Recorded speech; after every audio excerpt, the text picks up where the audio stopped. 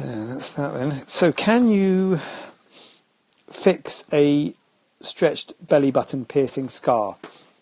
Yes. Yes, so this is a specific question we've had from a patient who has shown us this photo of this belly button piercing, and you can do that.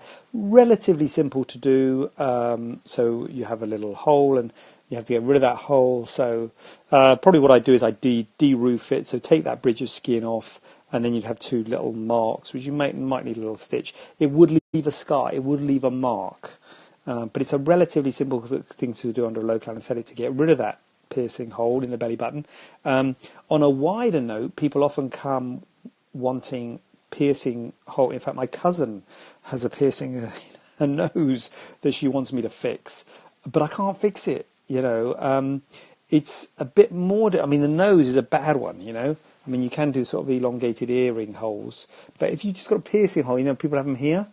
They have a hole, and they don't want the piercing anymore, and they're left with a hole. It's a very difficult problem to fix. You can cut it out. You can cut the hole out, because what's happened over the time with the piercing being in there, it's become skin lined. So you have to cut it out and then make it stick together again. So you can do that. You can close up the hole by doing that.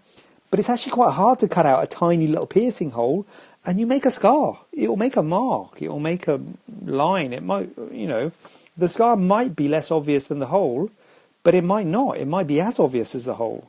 So it's tricky. So don't get yourself pierced, or at least think twice about getting yourself pierced, because you can't really get rid of you can get rid of the hole, but you would have a mark where the hole was.